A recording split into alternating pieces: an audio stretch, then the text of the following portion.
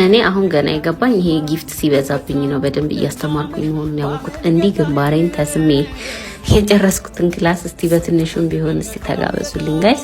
ቀጥታ ከሌላ ሀገር ነበር የመጣችው። እኔ ጋር በንጋታው መታ ነበር የተመዘገበችው። ልጆቿን ይዛ ነበር የመጣችው ለቫኬሽን። ግን ቁም ነገር ሰርታበት ነበር የሄደችው። በጣም ጎበዝ ተማሪ ነበረች ስላችሁ በጣም ጎበዝ ነገር አንድ ነገር ስነግራት በቃ ወዲያውኑ ነበር የምትይዝልኝ። በጣም አስደስታኝ ፐርፌክትሊ።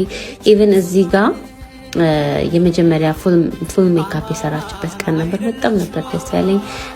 ምክንያቱም እኔ ያሳየዋትን እንዳለ ነበር በቃ እዛ ጋር ኮፒ ያደረገችው። ኢቭን ይሄ መጨረሻዋ ሜካፕ ነበር በቃ ላይክ ተማሪ የሰራው አይመስልም። በቃ በደንብ ተምራ ነው ሄደችው። ያው ገብቷትም አኩርታኝ ነው ሄደችው። በጊፍቴ አይታችሁታል ማለት ነው። በጣም የሚያምር ስራ ነበር የሰራችው። ልጆቿን ይዛ አንዴ ወንዱ ልጇን አንዴ ሴቷን ልጅ እያቀፈች በጣም በቃ ጠንካራ ሴት እንደሱ አላየሁኝም። እንደዚህ ግንባሬን ስማ አስቃ አዝናንታ ደግሞ በስተመጨረሻ በጣም የሚያምር ቦርሳና ሂጃብ ጊፍት ሰጣኝ ሄደች። የኔ ቆንጆ አሱዬ በጣም ነው የማመሰግነው። አላህ ልጆችሽን ያሳድግልሽ።